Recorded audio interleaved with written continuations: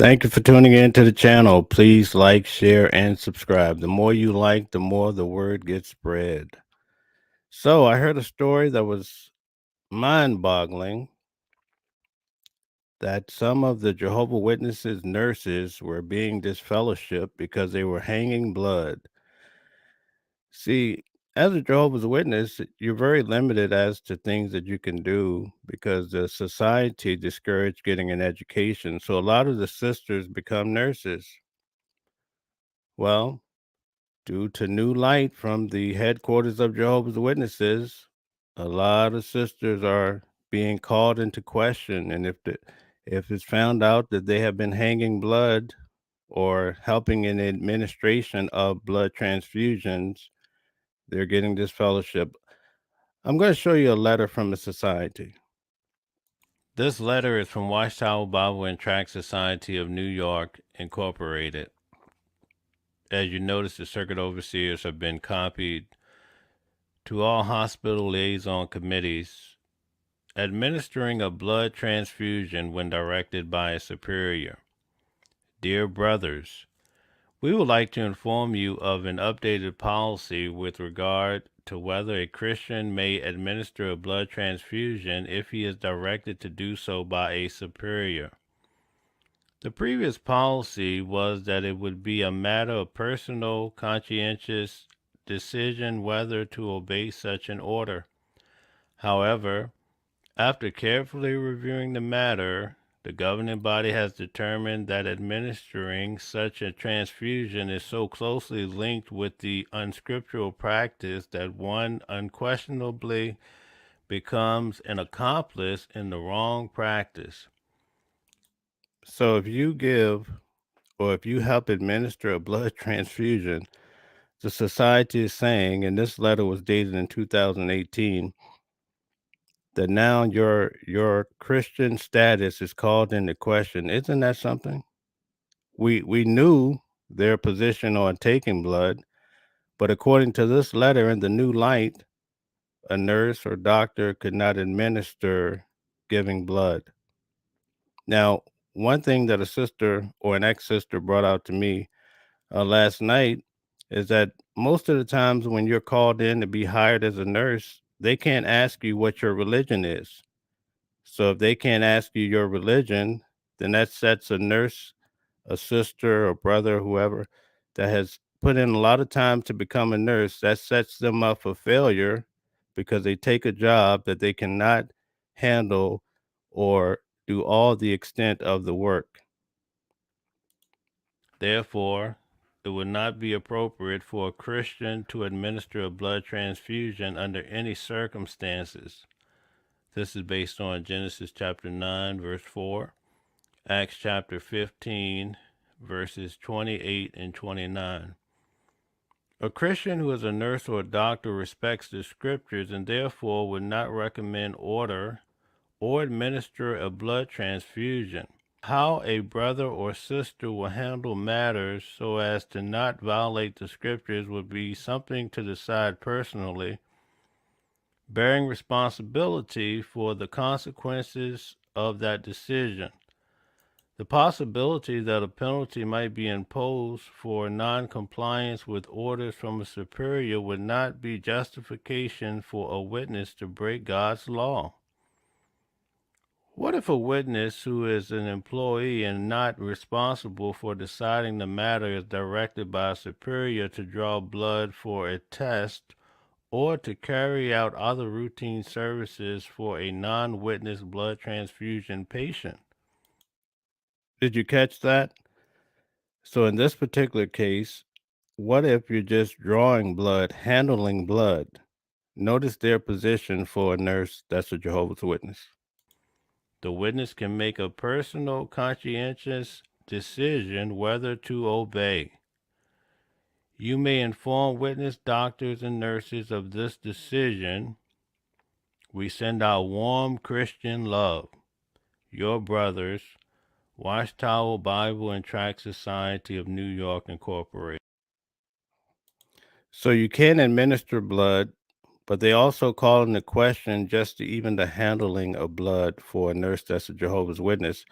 A lot of sisters are caught in a very compromising position, and many of them have chosen to continue to carry out their job to the fullest extent. And because of that, they were disfellowshipped. That's really something to think about. I don't think a lot of Jehovah Witnesses at large know about this letter, and I think it's just mind-boggling. Another factor that I'd like to share with you is a letter involving Norway. Have you heard about what's happening in Norway? How Jehovah's Witnesses are losing their funding? Well, you might say, well, I didn't even know Jehovah's Witnesses were receiving funding from the government. Well, let's look in on this letter. This letter is from the European Association of Jehovah's Witnesses Religious Freedom Subcommittee. It's dated April the 7th, 2022. To the Minister of Children and Families. Dear Minister, the European Association of Jehovah's Witnesses provides support to Jehovah's Witnesses facing fundamental human rights violations in various parts of the world. Our faith community is present in more than 200 lands, and adherents are recognized as law-abiding citizens belonging to a peaceful religion. We take the liberty of approaching you to request a meeting to discuss recent developments that impact our community in Norway. As you might be aware, on January 27, 2022, the county governor of Oslo and Viken announced the decision to deny Jehovah's Witnesses the usual state grants for 2021 under the Religious Communications Act. Even though So just to give you a little background, Jehovah's Witnesses are being denied the grants, the money that they have been receiving from the government. But why? Well, because they have practices of shunning. And I hate to tell you, but Norway is not the only country that's cutting back on the funds of Watchtower, because the world is finding out the dangers and the hatred associated with shunning individuals in the congregation. And they're starting to hit Watchtower where it hurts, right in the pocket. Will they change their position on shunning? We'll have to see. Let's read on. So we have received such grants for 30 years. Did you know Jehovah's Witnesses were receiving grants from Norway for 30 years? They don't mention that in the magazines. How much are they getting from the United States? Additionally, your office is considering whether to withdraw our registration as a religious community altogether.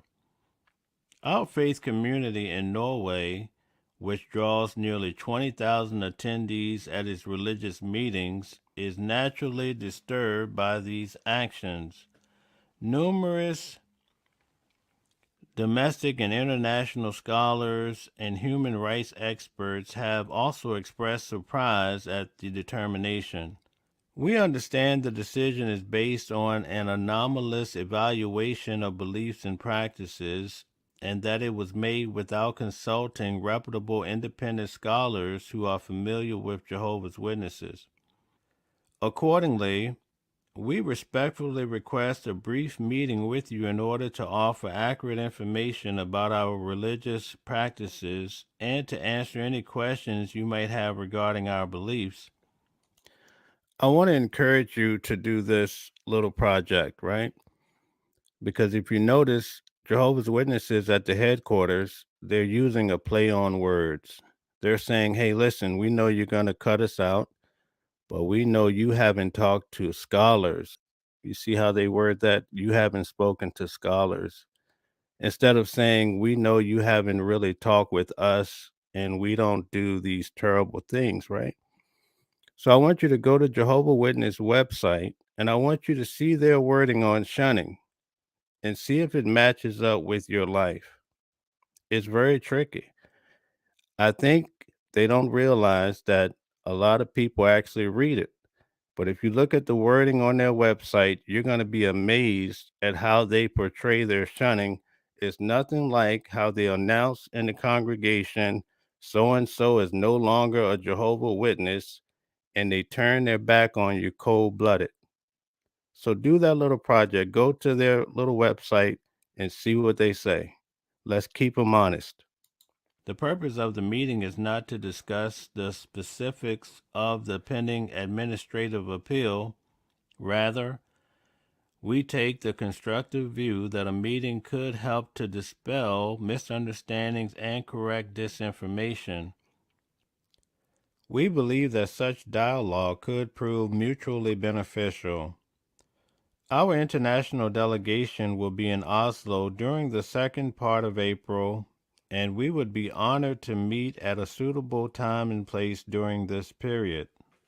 May we suggest that your office contact Mr. Jorgen Peterson, chair of the legal entity of Jehovah's Witnesses in Norway, to finalize the meeting.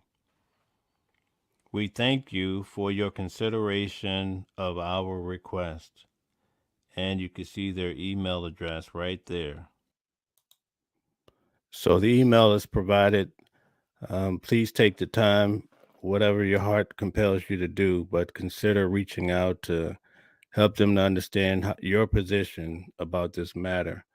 Yesterday, I shared a nice video that helps you to appreciate what Jehovah's Witnesses are so afraid of, and that's in accordance with the child abuse cases, and that some of the statutes in these various states have run out. So a lot of victims are not able to speak out and fight back against the bully, against those elders and individuals that abuse them in the congregation. Well, the government is now getting involved with new bills, and we're seeing a new day in the fight against child abuse. So we're going to watch this video again and notice what's in store for the Watchtower.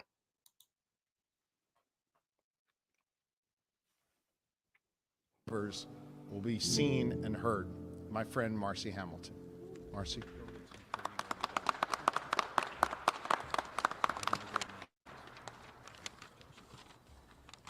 Hello, everybody.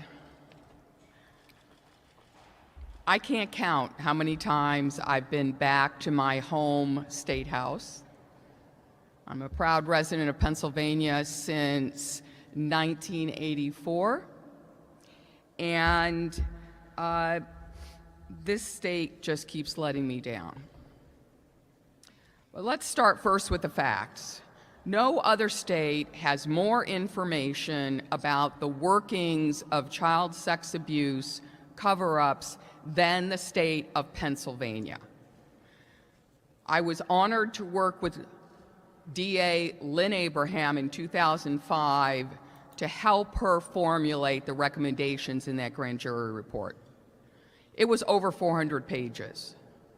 And then reports kept coming in, as Representative Rossi said, including a school in Bucks County where the founder abused kids. And those kids at that school, the Solberry School, were abused right up until the present. So we have an epidemic of sex abuse in this state, but at the same time, we know what we're doing. So it's not like the states that have had such short statutes of limitations. The governors and the press don't understand. When I go to states like Michigan, 19 years old for so long was the statute of limitations. They don't understand. They understand in this state. They've just chosen to build a wall around the insurance industry and the church. So let's just do a list of how many windows have passed since 2005. 22. Let me just give you, I certainly can't memorize this list because it's so long. So basically, we have people in at least 22 states that are not able to come forward because the statute of limitations have passed. So notice what they're trying to do to change that within these states. Arizona, Arkansas, California, Colorado, Delaware, D.C., Georgia, Guam, Hawaii, Kentucky, Louisiana, Maine, Michigan, Minnesota, Montana, New Jersey, New York, Nevada, North Carolina, the Marianas Islands, Utah, Vermont. And alphabetically it ends at Vermont, but here is what I have to say about the situation in Pennsylvania right now, facing the possibility of a constitutional amendment. The constitutional amendment being proposed is quickly becoming something from the past. What Guam and Vermont and Maine have done now is they have eliminated the statute of limitations backwards and forwards. There is no statute of limitations in those states and territory. So you can imagine what's going to happen if this happens all over the United States with these additional 22 states, and all of the people that have been abused in the organization are able to come forward and sue the society, just like Deborah Hines. I would encourage you to go look up Deborah Hines' case. It's very sad, but her case is going to be groundbreaking for the organization. So imagine all of these states, people coming forward, and the society having to settle these cases for millions upon millions of dollars. And there never will be. There will never be another argument of a defense that you can dismiss the case because the victim didn't come forward fast enough. That's the future. So here is what we at Child USA fear. If it's passed as a constitutional amendment and it's got a flaw, you have to fix it with a constitutional amendment. Right? The barrier that's being built is going to be built higher. Whereas if it's a statute, you can do what Delaware did. Delaware passed a window, and lo and behold, the window did not include healthcare providers.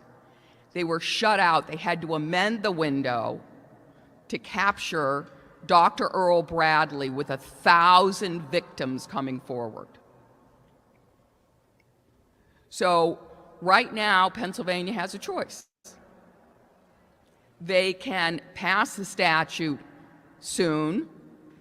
They can stop the misery. So this one doctor had 1,000 victims himself. I don't know if you're aware or not, but if you research the Australian Royal Commission, you'll see that Jehovah's Witnesses had over 1,000 cases of child sexual abuse. So please take the time. And when you examine this particular case, you'll see that a governing body member, Jeffrey Jackson, had to testify before the Royal Commission, and you're going to be astonished at his testimony, and it will not match up with the reality that you saw and experienced being a Jehovah's Witness. Or they can pass a constitutional amendment and at least do something in this space, or Pennsylvania can keep falling behind. It started out in 2005 okay on statute of limitations, but with every other state and now an international statute of limitations task force, they are now become one of the worst states in the country, and it's just because lawmakers are sitting on their hands. Thank you so much for asking me to speak today. I appreciate it. And Senator Tim Kearney is going to say a few words now. He's been an advocate and a support for us along the way.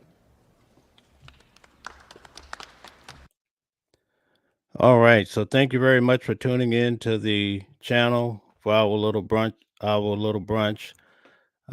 We will be trying to do this each week, at least 2 or 3 times. Thank you for tuning in to the channel. Please like, share, and subscribe, and we'll see you on the next line.